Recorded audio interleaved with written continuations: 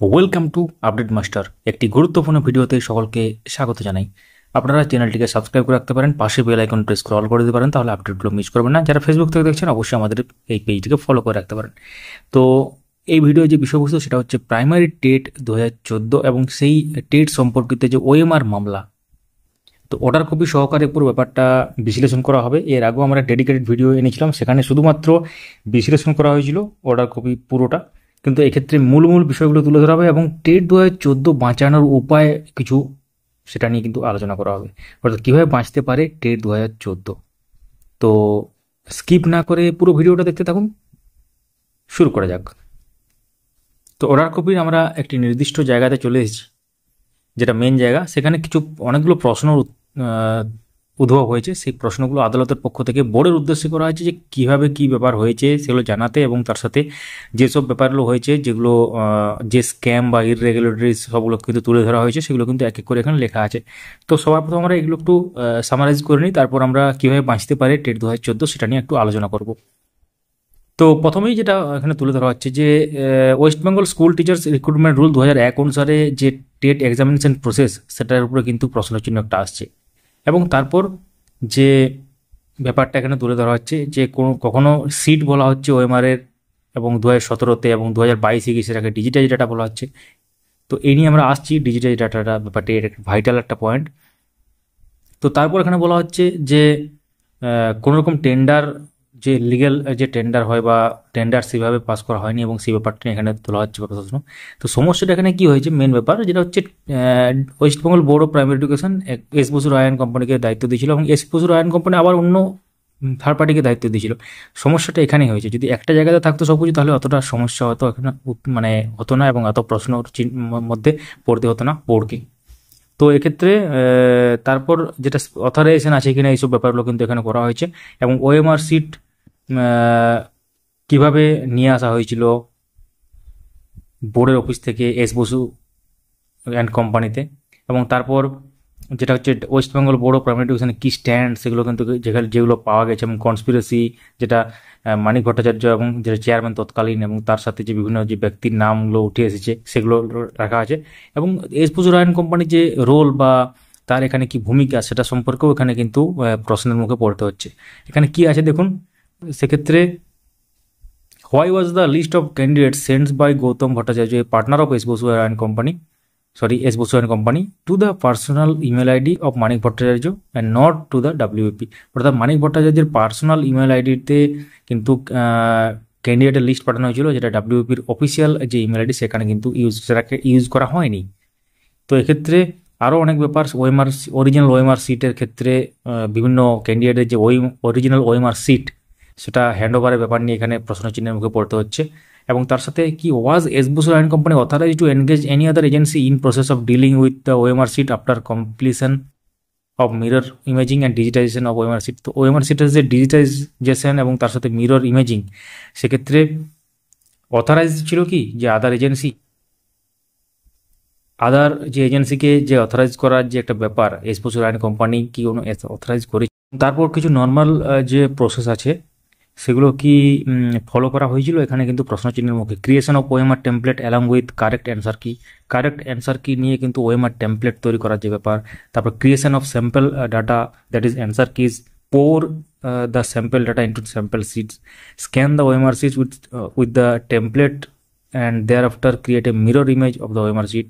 এইগুলো কিন্তু এই প্রশ্নগুলো কিন্তু উঠে আসছে এখানে। তো তারপর আবার চালান number, cartoon number, scan number, এগুলো কিন্তু প্রশ্ন করা হচ্ছে। তার মানে মূলত কি টেট 2014 এবং সেই টেট 2014 যে এক্সামিনেশান, এবং তারপর সেটা ওএমআর সিট সংরক্ষণ, এবং ওএমআর সিট কীভাবে কি হয়েছিল, ওএমআর সংক্রান্ত যে ব্যাপার, অর্থাৎ মূল যে ভিত সেটার উপরে কিন্তু ব্যাপারটা চলে যাচ্ছে। অর্থাৎ নিয়োগ প্রক্রিয়া নিয়ে যে ব্যাপার সেটা কিন্তু পরের ব্যাপার, আগে টেট নিয়ে কিন্তু এখানে পুরোবার প্রশ্নগুলো করা হচ্ছে। অর্থাৎ আপনারা জানেন যে টেট 2014 ভিত্তি করে 60,000+ নিয়োগ হয়েছে। তো এক্ষেত্রে তারপর একটু আমরা দেখে নিই। তো ডিজিটাইজ ডাটা যেটা, সেই সংক্রান্ত ব্যাপার নিয়ে কিন্তু এখানে করা হচ্ছে। Was the digitise data produced by the board and supplied by MS Basu and company follow the above procedure. উপরের যে প্রসিডিওরগুলো কি ফলো করেছিল, এবং তারপর কি অনেক একটা সেকশন তুলে ধরা হচ্ছে 62 to 65 এবং এভিডেন্ট অ্যাক্ট সেটা কিন্তু তুলে ধরা হয়েছে এবং অনেক প্রশ্ন করা হয়েছে, যেটা বিস্তারিত জানতে হলে আমাদের আগের ভিডিও দেখতে পারেন। এবারে আমরা আসি যে অরিজিনাল ওএমআর সিট সম্পর্কিত কী ব্যাপারটা এখানে বলা হচ্ছে। তো by a resolution of the board dated 17 November 2015, it was decided that the OMR sheet of each candidate could be supplied to him if applied between 16 September 2016 to 9 November 2016. There were approximately 12.95 lakh OMR sheet. তো এটা রেজলিউশনের দ্বারা board কি জানিয়েছিল 17 November 2025-এ যে 16 September 2016 থেকে 9 November 2016 যারা এই ডেটের মধ্যে অ্যাপ্লাই করবে তাহলে তারা কিন্তু যে ওএমআর সিট কিন্তু দেওয়া হবে। তো এটা যে the OMR sheet of each candidate could be supply, OMR কিন্তু সাপ্লাই করা হবে এবং দেওয়া হবে, অর্থাৎ এক প্রকারটা আরটিআই বলতে পারেন আর কি। তো তার এটা কিন্তু বলা হয় the OMR sheets of all candidates were most likely scan since a candidate was provided in the year 2017। 2017 যে এই ক্যান্ডিডেট নিয়ে কিন্তু একটা ব্যাপার উঠে আসছে, এটাই কিন্তু মূল ভিত্তি এখানে। কারণ এখানে যে রোল নম্বর দেওয়া আছে এবং হেমন্ত চক্রবর্তী যে ক্যান্ডিডেট 2017 সালে, সেক্ষেত্রে এই ব্যাপারটার পরেই কিন্তু অনেক ব্যাপার উঠেছে। এটাই কিন্তু it is impossible to trace out the original of one OMR sheet amongst the lakh of candidate. তো বলছে এই একজনের ওএমআর কি করে করা হলো, তার মানে নিশ্চয়ই ওএমআরটা স্ক্যান করা হয়েছে। তারপর এখানে কি লেখা আছে একটু ভালো করে দেখুন আপনারা। The OMR sheets of all candidates were most likely scan since a candidate was provided in the year 2017 to one candidate Hemanta Chakraborty and roll number হচ্ছে এটা। তার মানে এই ক্ষেত্রে এই ক্যান্ডিডেটের যে ব্যাপার যখন উঠে এসেছিল তারপরেই কিন্তু ব্যাপারটা করা হয়েছে বলে ধরা হচ্ছে। তো in terms of CBI report about 8000 OMR sheets were supplied by S Basu to the board. This is impossible without the scanning of the said 12.5 lakh OMR sheet. তো তার মানে সিবিআই রিপোর্ট যেটা বলছে যে 8000 ওএমআর সিট যেটা এস বসু রায় বোর্ডকে দিয়েছিল, supply করেছিল, তো সেক্ষেত্রে স্ক্যান 12.5 লাখ যে ওএমআর সিট স্ক্যান না করে কীভাবে সম্ভব। তো about 2830 candidate who fail short of 1 marks in Bengali exam, যেটা 1 নম্বরের জন্য তারা পাস করতে পারেনি বেঙ্গলিতে, তাদের ক্ষেত্রে were given the same by the grace দেওয়া হয়েছিল তৎকালীন চেয়ারম্যান মানিক ভট্টাচার্য এবং ওয়ার অ্যাপয়েন্টেড, তারা কিন্তু নিয়োগ পেয়েছিল। এটা কিন্তু it is one second impossible, এটা কিন্তু ইম্পসিবল বলা হচ্ছে to trace out the marks said candidate unless the OMR were scan. OMR scan না করলে কীভাবে পসিবল হবে যে এইভাবে বোঝা যাবে এবং তাদের ক্ষেত্রে নাম্বার দেওয়া হবে। তো এক্ষেত্রে 752 unqualified candidate were shown as withheld ছিল বোর্ডের পক্ষ থেকে, কোয়ালিফাইড এবং তারপর কি হয়েছে the said candidate were subsequently shown as qualified and 352 candidate were appointed, 352 জন অ্যাপয়েন্ট করা হয়েছিল এবং this would not have been possible if the OMR were not scan. তো না স্ক্যান করা হলে কীভাবে সম্ভব, তখন ওএমআর স্ক্যান করা হয়েছিল, ওটা মূলত ওএমআরটা স্ক্যান করা হয়েছিল সেটা কিন্তু এখানে বারবার তুলে ধরা হচ্ছে। এক্ষেত্রে যে প্রশ্নচিহ্নের মুখে পড়তে হচ্ছে সেটা হচ্ছে ওএমআরটা স্ক্যান করা হয়েছিল, তাছাড়া এই সব ডেটা দেওয়া হলো কী করে, অ্যাপয়েন্টমেন্ট দেওয়া হলো কী করে, এবং তারপর কীভাবে বলা হলো যে এতগুলো কী হচ্ছে, এবং তার মধ্যে একজন 1 নম্বর শর্ট হলো তাকে গ্রেস দেওয়া হচ্ছে, এই ব্যাপারগুলো তুলে ধরা হচ্ছে। অর্থাৎ মূলত এখানে একটাই জিনিস ইঙ্গিত করা হচ্ছে ওএমআরটা স্ক্যান করা হয়েছিল। তারপরে এবারে স্ক্যানিং প্রসেস আমরা আসি, এটা খুব ভাইটাল পয়েন্ট। এডিএফ স্ক্যানারে স্ক্যান হয়েছে এবং সেক্ষেত্রে সেকনিক স্ক্যানার, সেটা আমরা এর কিছুদিন আগে একটা ভিডিওতে আপনাদেরকে এই স্ক্যানার সম্পর্কে বা কীভাবে স্ক্যান হয়েছে সম্পর্কে ধারণা দিয়েছিলাম এই অর্ডার কপি বেরোনোর আগেই। তো সেক্ষেত্রে scanning was done using an ADF scanner, যেটা এখানে বলা হচ্ছে। This scan would save the image, mirror image আর কি, of the original OMR sheet answered by each candidate. তার মানে মিরর ইমেজ একটা সেভ করে এই স্ক্যানার দ্বারা, এটার বৈশিষ্ট্য বলা হচ্ছে এখানে। এবং the data stored by this ADF scanner has been destroyed by one Kaushik Majhi, a partner of এসপসু অ্যান্ড কোম্পানি। কারণ এসপসু কোম্পানির একজন পার্টনার কৌশিক মাঝি, সে কিন্তু ডেস্ট্রয় করে দিয়েছে এডিএফ স্ক্যানারের যে data. What is available with S Basu and company the mirror image capture by Sekonic scanner, যেটা মিরর ইমেজ যেটা capture by Sekonic scanner data thereof is editable, বলছে এখানে এডিটেবল। এই লাইনটা একটু ভালো করে দেখুন, mirror image captured by Sekonic scanner data thereof is editable, মানে এক্ষেত্রে এখানে বলা হচ্ছে যে মিরর ইমেজ এডিটেবল, কিন্তু মিরর ইমেজ মানে তো আমরা যেটা বুঝি যে স্ক্যান কপি বা মিরর কপি যেটা বলা হয়, তো সেটা এডিট কিউর করা যেতে পারে। ডিজিটাইজ কপিকে হয়তো এডিট করা যেতে পারে। তো digital data prepared on basis of the images of the OMR sheet scan by second scanner are they are not reliable. মানে ডিজিটাইজ ডাটা যেটা স্ক্যান করা হয়েছে সেকেন্ড স্ক্যানার দিয়ে, সেটা কিন্তু রিলায়েবল নয়, ভরসাযোগ্য নয়। এবং the OMR sheets captured by this process can be manipulated, অর্থাৎ ওএমআর শিট যেটা স্ক্যান করেছে সেটা কিন্তু বিকৃত করা যায় পরবর্তী ক্ষেত্রে, এবং সেটা কিন্তু বলা হচ্ছে এখানে। Who had authorise or instructed MS Basu and company to destroy the data captured by ADF scanner. তাহলে যেটা এডিএফ স্ক্যানারের যে ডেটা, সেটা যে নষ্ট করার যে ইনস্ট্রাকশন সেটা কে দিয়েছিল, এইসব প্রশ্নের উত্তর যদি পর্ষদ দিতে পারে ঠিকঠাক, তাহলে কিন্তু টেট 2014 বেঁচে যাবে। আমরা বিস্তারিত আসছি একটু পর, এটা আমরা একটু শেষ করে নিই, অনেকে হয়তো দেখেননি আগের ভিডিওগুলো। তো তারপর কিছু তথ্য তুলে ধরা হচ্ছে।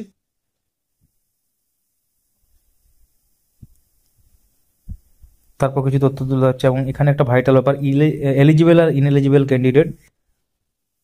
সেক্ষেত্রে একটা ওয়েবসাইট যেটা ফেক ওয়েবসাইট ছিল wbtetresults.com, এবং সেই ফেক ওয়েবসাইটে কিন্তু অনেকজনের নাম কিন্তু লিস্টেড ছিল, এবং সেই নামগুলোকে খুঁজে বার করার একটা ব্যাপার এখানে করা যাচ্ছে। এবং মানি সেন্ড করা হয়েছিল আন্ডার দ্য ইমেল, এই ইমেলের আন্ডারে do not reply at prim-tet। আর সেক্ষেত্রে বলা হচ্ছে এটা কি আগের থেকে ধরা যায় না, বা এটা কি মনে করা যেতে পারে না যে এই ওয়েবসাইট যেটা ফেক ওয়েবসাইট, এক্ষেত্রে এই ওয়েবসাইটে যাদের নাম লিস্টেড আছে তারা ইনএলিজিবল, এবং তার সাথে এই ইমেলের আন্ডারে যারা টাকা পাঠিয়েছিল তারাও ইনএলিজিবল। তো এক্ষেত্রে এটা কিন্তু ভাইটাল ব্যাপার। তাহলে বোর্ড যদি এই ওয়েবসাইটে ভাবে ট্র্যাক করতে পারে, কোনোভাবে এটাকে ইয়ে করা সম্ভব হয় যে যারা যারা এই ওয়েবসাইটের মধ্যে ছিল এই আন্ডারে আর কি, তো তারা আলাদাভাবে তাদেরকে শনাক্ত করা। এবং তাছাড়া এই ওয়েবসাইট যেটা ডিজিটাল ডাটা, অনেক সময় ডিজিটাল ডাটা অনেক স্টোর থাকে, সেগুলো কিন্তু বিভিন্ন সার্ভার থাকে, ক্লাউড সার্ভারে বিভিন্ন জায়গা থেকে সেটাকে রিট্রাইভ করা সম্ভব হয় অনেক সময়। তো এটা করতে পারে, একটা বড় ব্যাপার চলে আসবে এখানে। তো can and has the WP furnished a list of qualified and unqualified candidate in TET 2014 to the court. তো এক্ষেত্রে বলছে কোয়ালিফাইড এবং নট কোয়ালিফাইড ক্যান্ডিডেটের যে লিস্ট সেটা কি সার্ভ করতে পারবে বা পেরেছে। তো এক্ষেত্রে যোগ্য অযোগ্য আলাদা, সেই প্রশ্ন ঘুরে ফিরেছে একটাই ব্যাপার, যোগ্য অযোগ্য আলাদা কি লিস্ট কি প্রকাশ করেছে বোর্ড। তো এটা হচ্ছে ব্যাপার, এবং তার সাথে আরও কিছু কেসের উল্লেখ করা আছে এখানে, এবং তারপর কিছু অর্ডার এখানে রেফারেন্স দেওয়া হয়েছে।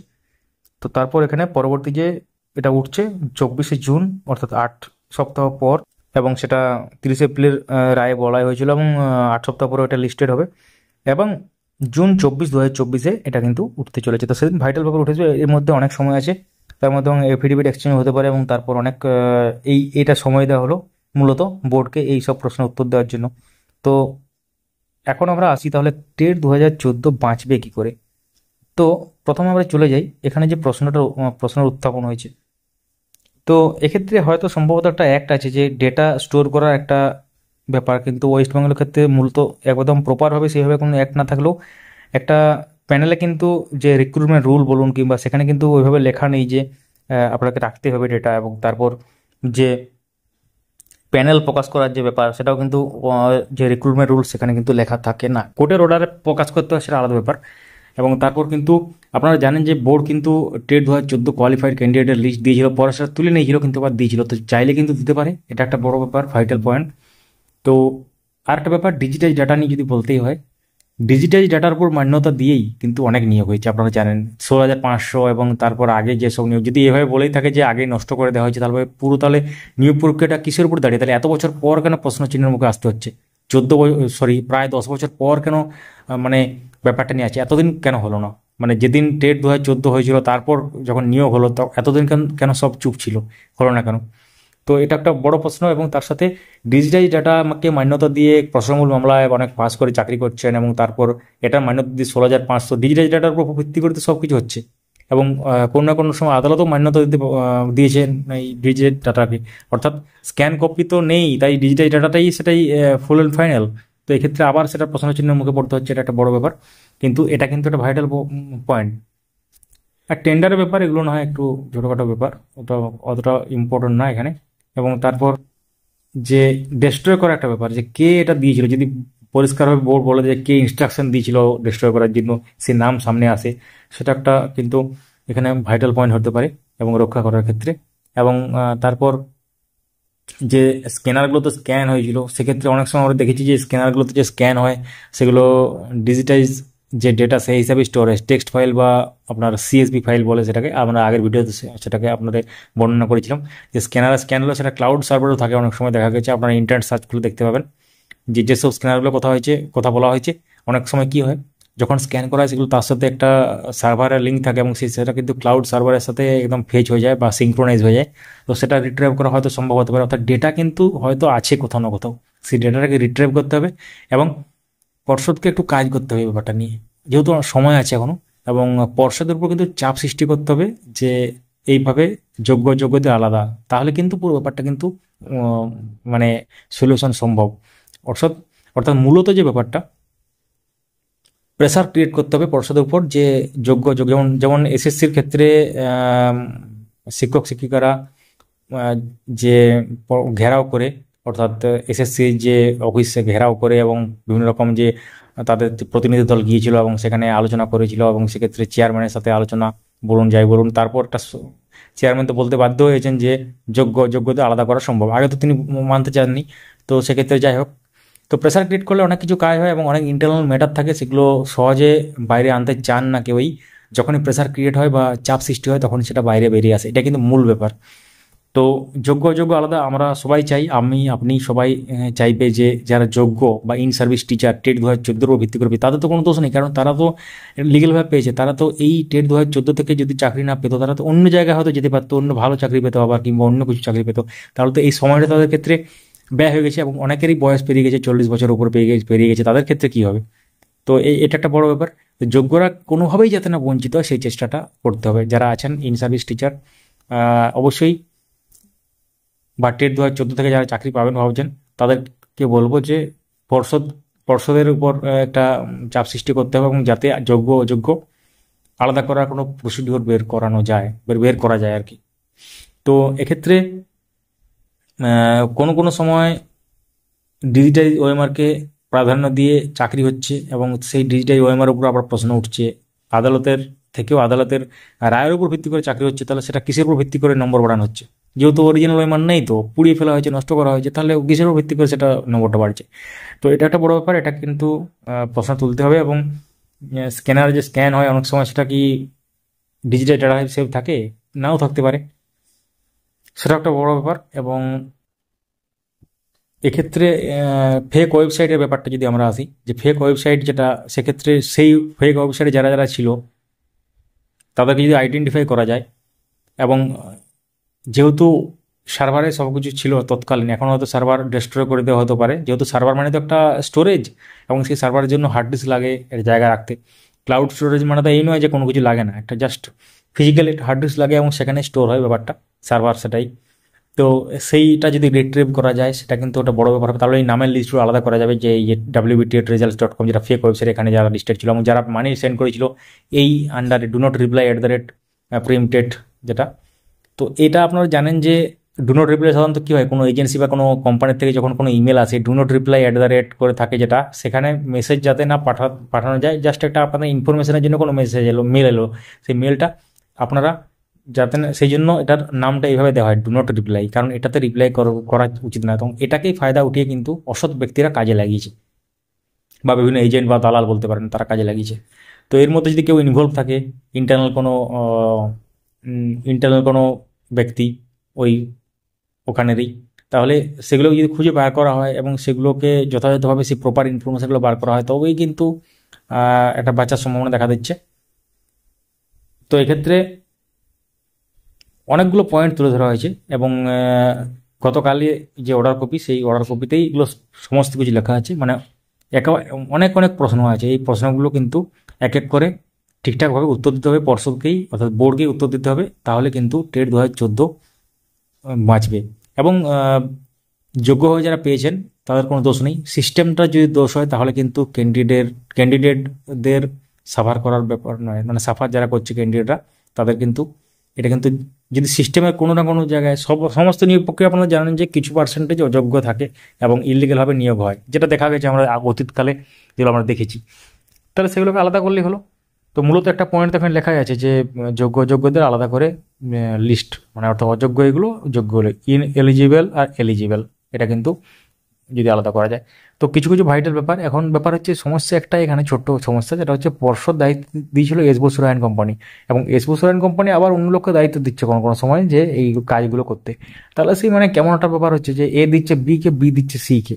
তো যদি পুরো ব্যাপারটা, যদিও আমরা জানি যে কোনো বড় কাজ করতে গেলে কোনো টেন্ডার ডেকে সেটাকে অন্য কাউকে দেয় সাধারণত, কারণ ওইভাবে কোনো কাজ হয় না। যে কোনো কাজে আপনারা দেখুন, কোনো প্রজেক্ট বলুন, কোনো বড় বড় গভর্নমেন্ট প্রজেক্ট বলুন, বা কোনো মানে নন গভর্নমেন্টাল কোনো কাজ বলুন, সেগুলো কিন্তু সমস্ত কাজে কিন্তু এজেন্সি দিয়ে হয় অনেক সময়। তো এগুলো কিন্তু সাধারণ ব্যাপার, এমনটা নয় যে এভাবে দেওয়া হয়েছে মানে কেন দেওয়া হলো, শুধু বোর্ডকেই দায়িত্ব নিতে হতো, এমনটা নয়, এমনটা করা যায় না। আলাদা আলাদা ডিপার্টমেন্টের কাজ আছে, সেগুলো কিন্তু আলাদা আলাদা ডিপার্টমেন্টেই করতে হয়। তো এটা হচ্ছে ব্যাপার। তো কিছু ভাইটাল ব্যাপারগুলো এখানে উঠে এলো। একটা বড় প্রশ্ন, সেটা হচ্ছে নিয়োগ প্রক্রিয়া যদি দুর্নীতি থাকে তাহলে টেট কী করে বাতিল হতে পারে? নিয়োগ প্রক্রিয়া দুর্নীতি থাকলে সেই নিয়োগের উপরও কোনো অর্ডার হতে পারে? তো 2017 সালে আপনারা জানেন যে ওএমআর ডেস্ট্রয় করা হবে বলে পর্ষদকে নোটিশ দিয়েছিল, এবং সেই সকল ওএমআর এর স্ক্যান কপিও রাখা হয়নি, যেটা রাখা হয়েছে ডিজিটাল ডেটা কপি, এবং সেই কপির উপর ভিত্তি করে 2021 সালে নিয়োগ হয় 16,500, 2022 সালে প্রথম মামলা থেকে কিছু নিয়োগ হয়, এবং সেই ডাটার উপর নির্ভর করে 2024 সালেও নিয়োগ সম্পন্ন হয়। তো এইসবই বেশিরভাগটা কিন্তু মহামান্য হাইকোর্ট এবং মহামান্য সুপ্রিম কোর্ট নির্দেশ এবং পর্যবেক্ষণ হয়েছে। তো তারপরও এই ডিজিটাল কপি বা স্ক্যান কপি এগুলো নিয়ে কেন আবার প্রশ্ন উঠছে, এখন দেখা যাক। এখন আদালতের যে অর্ডার কপি সেটা আমরা আপনাদের সামনে রাখলাম। তো এই ছিল পুরো ব্যাপার। অবশ্যই মূল্যবান মতামত জানান যদি এর থেকে ভালো সলিউশন আপনাদের কাছে আছে, এবং সেই সব সলিউশনগুলো আপনারা আলোচনা করুন সবাই কোনো গ্রুপে বা ইয়েতে, নিজেদের গ্রুপ খুলে, এবং সেগুলো পর্ষদের কাছে উত্থাপন করুন, এবং পর্ষদের উপর চাপ সৃষ্টি করতে হবে যাতে এটার কোনো সলিউশনে, তারা কোনো সলিউশন আসতে পারে আর কি। তো thank you so much for watching. ভিডিওটি লাইক করতে পারেন যদি ভালো লাগে আমাদের এই এক্সপ্লেনেশন এবং আমাদের যে ভিডিওগুলো। অবশ্যই সবার সাথে শেয়ার করুন, এবং চ্যানেল যদি নতুন থাকেন অবশ্যই চ্যানেলটিকে সাবস্ক্রাইব করুন, এবং যারা ফেসবুক থেকে দেখছেন অবশ্যই আমাদের পেজটি ফলো করে রাখতে পারেন। Thank you so much for watching.